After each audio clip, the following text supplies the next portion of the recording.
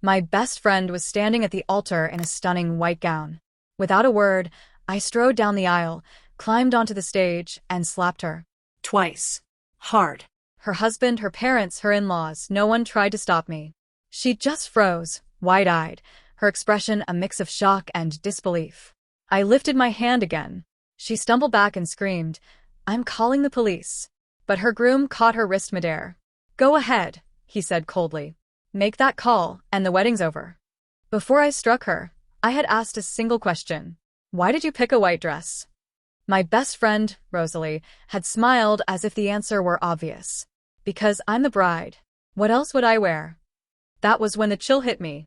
A cold, hollow feeling that told me everything I needed to know. I walked up to her and let my hand fly. The sound echoed through the hall. The maid of honor had just hit the bride. Gasps rippled through the crowd. Whispers followed. People leaned toward one another, desperate to know what kind of secret grudge could make a woman strike her best friend on her wedding day.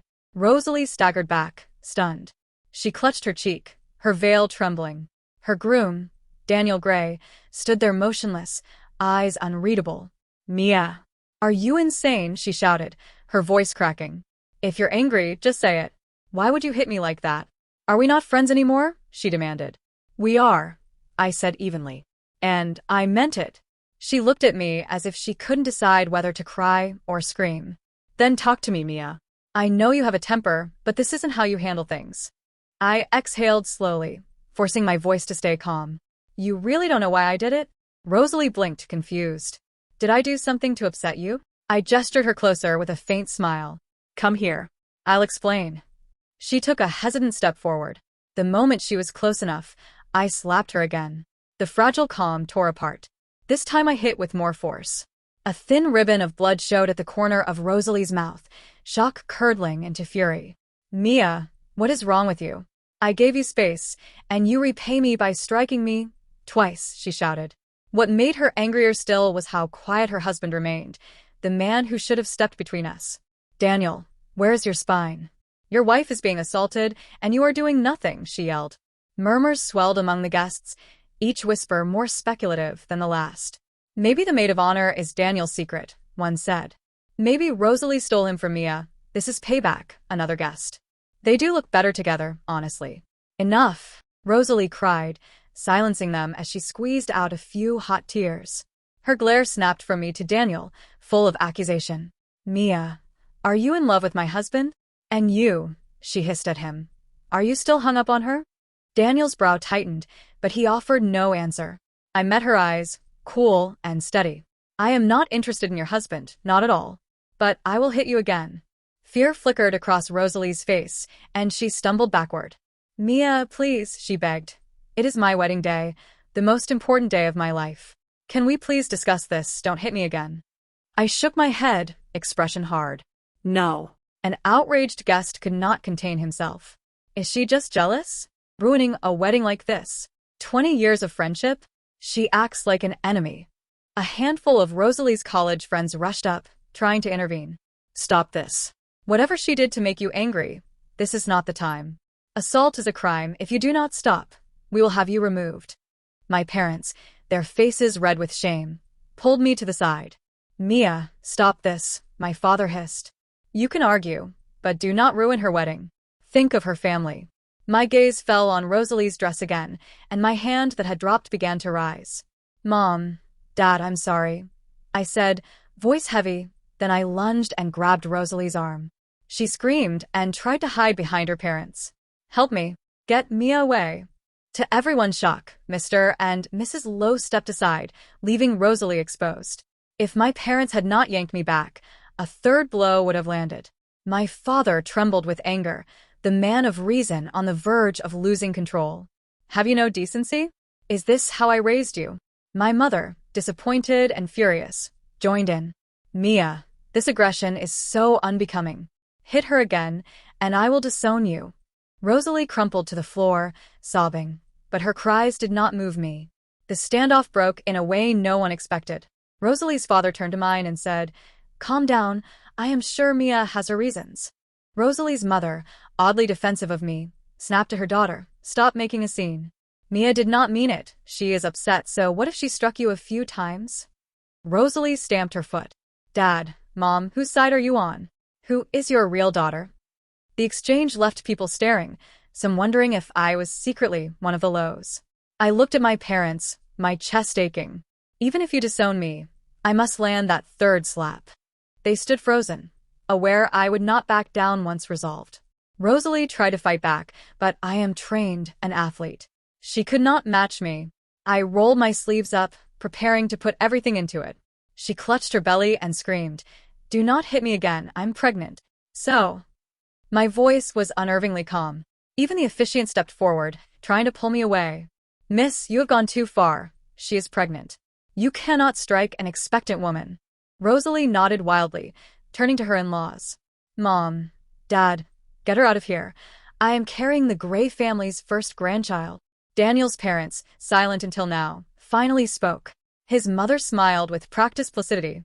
"Miss Song, please calm down. Whatever the problem is, we will address it after the ceremony."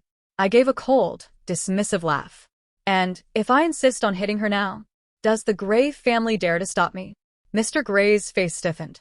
"Miss Song, what is the meaning of this?" "You stop me from hitting her, I will pull the investment I promised the Gray Corporation," I said. Mr. and Mrs. Gray exchanged a look. Rosalie, bolstered by her in-laws, pushed her stomach out, triumphant. "I carry the Gray heir. My new family will never allow you to bully me." To everyone's shock, Mr. Gray chuckled and gently nudged Rosalie forward. "Miss Song, if you must, then go ahead. Just do not kill her." A collective gasp unsettled the hall. What kind of man would let his pregnant daughter-in-law be struck because of business? The Lows and the Grays were both pillars of society in this city. Rosalie pleaded, eyes wide. "Mom, you cannot let her hit me. What if something happens to the baby?" Mrs. Gray paused, looked at her husband, and then softened her tone in a way that made it worse. "Dear, if Miss Song needs to get this out, let her. Once you are officially family, I will make it up to you." Rosalie's disbelief was plain. "How can you say that? I am your daughter-in-law. When she hits me, she is slapping the Gray name. If this happens, I will be the laughingstock." Mrs. Gray sniffed. "Getting pregnant before marriage was a scandal. Do not waste it. Let Miss Song finish, so we can continue." She waved, and 2 bodyguards stepped forward, holding Rosalie in place. Then she turned to me, fawning. "Miss Song, please." Daniel had moved off the stage, leaning against the wall, as if none of it concerned him. In the world of the wealthy, affection is often traded for advantage. Rosalie stared daggers at me. "Mia Song, hit me again, and I will make you pay." I pinched her chin, angling her face toward me. "Good," I said flatly. "I will be waiting." Despite her bravado, she trembled. This next blow would hurt. "I am calling the police," she cried, voice cracking. "Someone call the police." Phones appeared like a rising tide among the guests. Daniel finally moved. He strode onto the stage, snatched the microphone from the officiant, and ordered, "No one calls the police." At his command, security surged through the crowd, confiscating phones. The guests watched, bewildered. He had stood by as his bride was struck, yet when she mentioned the police, he acted. The whispers renewed. Is there something between him and Miss Song? Why is he protecting her? Rosalie pounded his chest. "How could you do this to me? I am carrying your child." He grabbed her wrists and shoved her aside. "Enough." "Daniel Gray, how could you?" she wailed. I watched, resolved to deliver the final slap. Rosalie wiped her tears, then spat a threat at Daniel. "And if I call them?" A flicker, almost like relief, passed over Daniel. He shrugged carelessly. "You call them, we get a divorce." Rosalie froze, stunned that he would threaten their marriage so casually. "You would divorce me over a phone call? Do you have no conscience?" she sobbed. He looked indifferent. "Call them and I will file." "Rosalie, do not," Mrs. Gray begged, clutching her arm. "It was only a slap. Do not let it become a divorce. It is not worth it." Even I was curious. Would he really end a 10-year relationship over this? His behavior had already cracked the image of their perfect love. Now, at his ultimatum, Rosalie's heart broke. Everyone assumed the wedding was finished. Instead, she spun and shoved me to the floor. Rage blinded her. She became someone I did not recognize. "Mia, are you happy now, ruining my life? Daniel will divorce me because of you." Are you that cruel? Was I? I was risking friendships, family ties, and my reputation. Everyone confused, but Rosalie could not possibly be blind to why I had to do this. The reason for the third slap, I said, voice ringing with command. After I finish, I will tell you everything. Rosalie lifted her face, grim resignation in her eyes, waiting for the blow. I did not strike at once.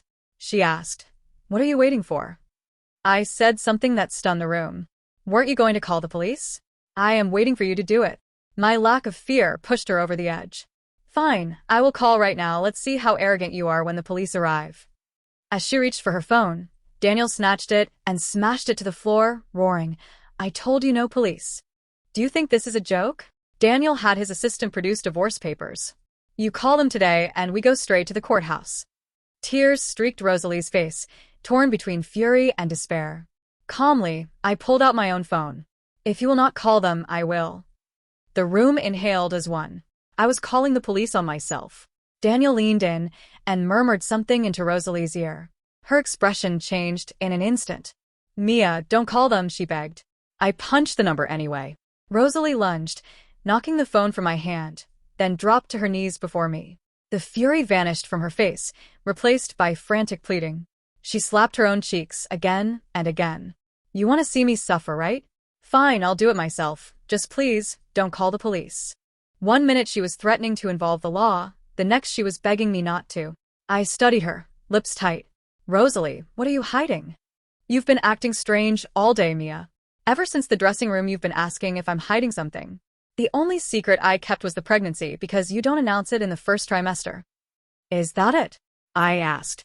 "Is this all because I didn't know you were expecting?" The guests muttered. Many suddenly convinced Rosalie had been wronged by a petty friend.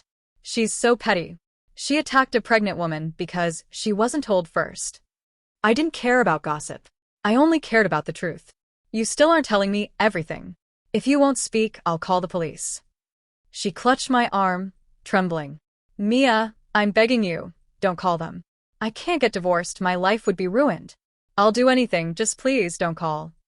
In a desperate, shocking move, she ripped off her wedding gown right there on the stage. "Okay, you hate the dress, fine.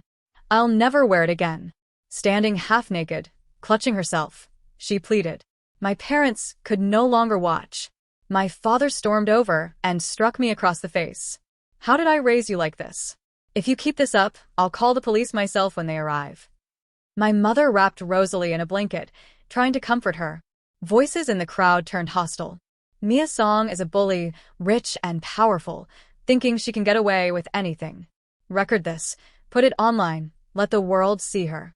But Daniel's security still held everyone's phones. The photographer I'd hired spoke up for Rosalie. "Miss Lowe, I recorded everything. We'll make sure justice is done." Rosalie thanked him, shaking. My mother escorted her toward the dressing room, Daniel and his parents following. Once they left, the insults intensified, people threw food, and I was doused in scraps. I ignored the mess. Calmly, I dialed 911. "Hello, I'd like to report an assault." Police arrived quickly. They scanned the chaos, asked who had called. I raised my hand and said, "I did." The officiant jumped in. "Officer, there's been an assault here." An officer looked at the food in my hair. "You were attacked?" At that moment Rosalie and Daniel reappeared, hand in hand, looking composed. I pointed to her. She was. The officer turned to Rosalie, then back at me. "Who is the assailant?" "This one," I said, and met the question with my own admission. "That would be me." The officer looked baffled, pen poised. "You called the police on yourself?" Before I could explain, Rosalie launched into a tearful narrative, painting herself as the victim. "Officer, thank God you're here. I want to press charges against Mia Song. She slapped me, she humiliated me, she ruined my wedding." Mrs. Gray added her voice. "You can't let her get away with this." I gave the smallest nod, as if to endorse the performance. The officer turned to me. "Why did you hit her?" I stared at the abandoned white gown on the floor. Anger, clean and steady, rose in my chest. "You should be asking Rosalie why she wore that dress." Rosalie bristled. "What's wrong with a white dress?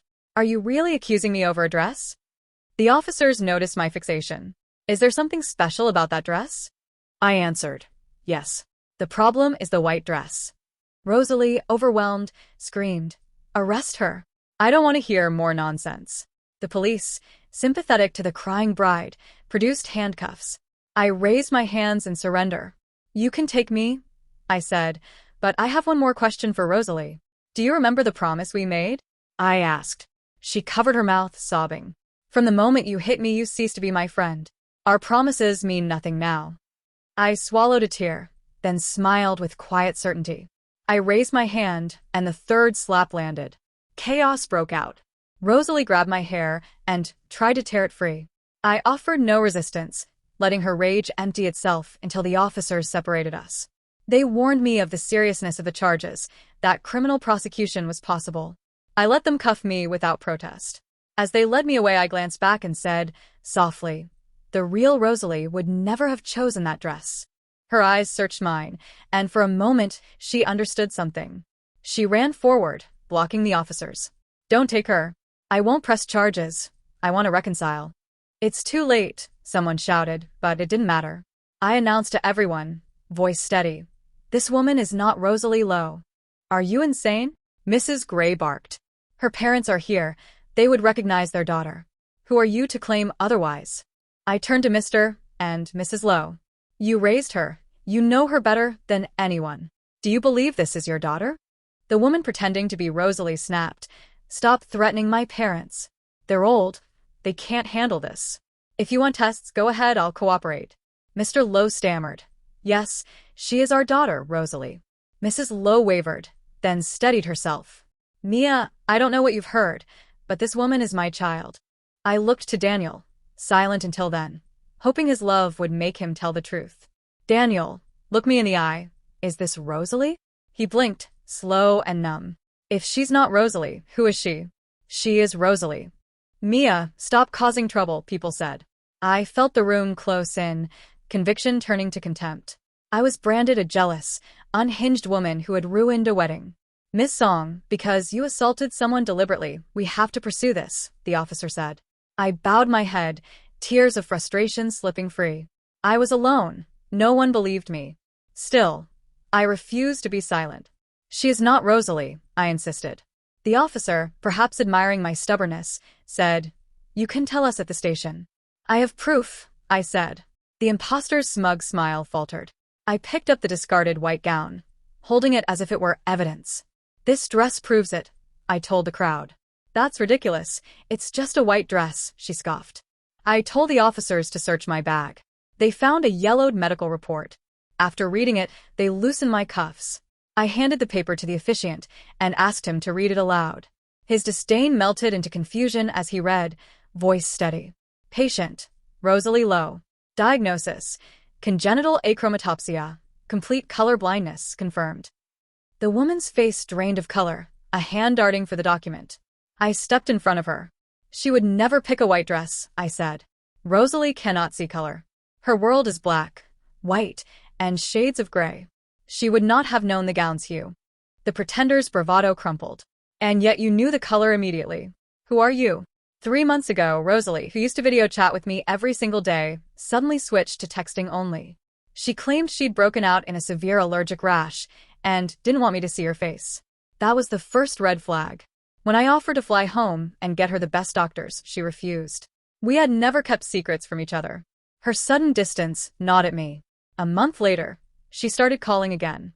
Her smile, her voice, her little habits, they were all the same. But her eyes were different. There was something missing behind them, a kind of sorrow that didn't belong to her. When I asked, she laughed it off, saying she was just anxious about the wedding. I offered to come home early to help, but she told me to stay focused on my thesis. You've worked so hard for this, Mia. Don't throw it away for me. I'll be waiting for you to come back and be my maid of honor. I never imagined those words would haunt me. My thesis ran into delays, and I couldn't return in time. To make it up to her, she asked me to pick out her wedding dress. You have perfect taste, she said. Wearing a dress you chose will be my dream come true. I was touched. Knowing her condition, I worked with a designer to make something special, embroidered with irises, her favorite flower. I imagined her joy when she saw it, even if she couldn't see the colors herself. But when I arrived at the ceremony today, the dress was wrong. The gown she wore was plain, stark white, no irises, no detail. When she walked down the aisle, My heart dropped into ice water. At first, I tried to rationalize it. Maybe the designer made an error. But when I casually mentioned color, she identified it instantly. She called it white, without hesitation. That's when the truth hit me. I ran to the restroom and called her doctor, confirming the impossible again and again. Is there any cure for complete achromatopsia? I asked. None, he said. There's no way to restore color vision in such cases. My whole body went cold. Then I remembered a conversation from years ago. Rosalie had loved transmigration stories. She used to joke about them, wondering how a soul could take over someone's body and fool everyone around them. She'd asked me once, half serious, if someone took over my life and looked exactly like me, would you still recognize me? I'd laughed and said, of course. But she wasn't satisfied. Let's make a deal, she'd said. If one of us ever thinks the other has been replaced, she'll slap the other 3 times. The real one will say the secret code. The imposter won't know it. We used to treat it like a silly game. But she never forgot it. She'd bring it up again and again, testing me sometimes. And today, when I hit her that first time and she didn't say the code, I knew. After I finished explaining, the hall buzzed with doubt. Maybe she just forgot, someone muttered. It's been years. I agree, another said. She looked shocked. Probably just blanked out. I'd considered that too. That's why I hit her a second time. Every head turned to the woman posing as Rosalie. Her complexion had gone pale. I just didn't remember, she stammered. I stepped closer. Then say it now. If you can, I'll apologize right here, and you can slap me back. She turned to Daniel, silently begging for rescue. Don't look at him, I warned. Only the 2 of us know the code. Her tone sharpened. How do I know you're not inventing all this to trick people? I don't remember any code. My husband can prove who I am. She clung to Daniel's arm. Tell her, honey. Tell her I'm Rosalie. For one fleeting second, I almost pitied her. Daniel and I were the only 2 people who could never mistake the real Rosalie. Daniel exhaled heavily. She is Rosalie, he said at last, his voice thin. If she's not, then who is she? Mia, stop this. She's Rosalie. He sounded like a man trying to convince himself. I held his gaze. You know she isn't. You can feel it. You just don't want to admit it. His lips trembled, and a hollow smile crossed his face. You're right, he whispered. She's not. A gasp went through the crowd. Mr. Gray stormed forward and struck his son. Have you lost your senses? You're letting her brainwash you. Daniel covered his face, mumbling, right. She's Rosalie. The room erupted into chaos again. The imposter saw her opening. Mia, she said softly, feigning pity, I think the pressure of your studies has gotten to you. You need help. She pulled out a document. This is Mia's psychiatric report: insomnia, stress, sleepwalking, and signs of mild depression. I've already contacted a psychiatric hospital, she continued smoothly. They're on their way to take care of her. I felt the last of my hope flicker out. The real Rosalie would never have done this. That alone told me everything I needed to know. But then came the question that wouldn't stop burning inside me. If this wasn't Rosalie, who is she? My parents were crying, torn between shame and confusion. I tried to reassure them. It's all right. I can handle this, I said quietly. Just then, my assistant appeared, holding a sealed envelope. I had her hair tested. I told everyone, raising it for all to see. We compared her DNA to the Lowe's. The results are here. The officiant opened the envelope carefully and read aloud. The samples confirm a biological parent-child relationship. The woman rushed forward, embracing the Lowe's. Mom, Dad, you see? I told you I'm Rosalie. She turned triumphantly toward the officers. Now, please, take her to the hospital before she hurts anyone else. But Mr. and Mrs. Lowe pushed her away. Their faces had gone white as paper. My chest tightened. Even I hadn't expected that result. The imposter smiled smugly, but I spoke before she could. You are their biological daughter, I said. But Rosalie wasn't. She was adopted. All of us knew that. Her face twisted in disbelief. No. You're lying. Mr. Lowe exhaled heavily. It's true. Rosalie was adopted. Tina, stop pretending. And, at last, the puzzle fit together. My voice softened. So that's who you are. You're the daughter they lost 20 years ago. I looked at her, at the face that mirrored my best friend's, and felt both fury and sorrow surge through me. You're Tina. The truth was finally out, but one question still hung heavy in the air. Where is Rosalie? I turned my gaze on Daniel. Tina gave a mocking laugh. She ran away with another man. Eloped. I only wanted to protect everyone from the embarrassment, so I stepped in for her. Liar. Rosalie adored Daniel. She would never abandon him. Tina smirked and pulled out a diary, its cover familiar. Inside were pages written in handwriting identical to Rosalie's, full of entries describing doubts, guilt, and a desire to end the engagement. Go ahead, test it, she taunted. You'll see it's hers. I flipped through the diary, and for a moment my heart faltered. The writing, the phrasing, it was unmistakably hers. But as I read further, unease crept in. Something was off. This isn't her diary, I said quietly, then louder. Rosalie never used periods at the ends of her sentences. The imposter's smirk faltered. I tossed the diary aside. How did you fake this? You could never have learned all her habits in just a few months. Then it struck me, an awful, dizzying realization. Rosalie had once confessed, laughing, that she copied Daniel's handwriting when she was missing him. If I ever write like him, she'd said, maybe I'll feel closer to him. I turned to Daniel, trembling. This isn't Rosalie's diary at all. You wrote it, didn't you? Daniel rose slowly, a ghost of the man he once was. His smile was faint, broken. Without a word, he walked toward the open balcony, paused, then stepped over the railing. The sound of his body hitting the ground silenced the room. Mrs. Gray screamed and collapsed. Later, the doctors revealed what none of us knew. He'd been poisoned long before the ceremony. The combination of drugs and alcohol had already doomed him. Even if he hadn't jumped, he wouldn't have survived the night. Mrs. Gray wept over her son's body. My poor, foolish boy. Tina's lips curled into a cruel smile. He was a fool indeed. To die for her. The rest spilled out like a nightmare finally spoken aloud. Tina had been kidnapped as a child and endured years of torment. When she finally found her birth parents, she discovered they'd replaced her with another girl, Rosalie, who had been living the life she'd lost. Consumed by hatred, she pushed Rosalie from a rooftop and killed her. Mrs. Lowe's mind shattered.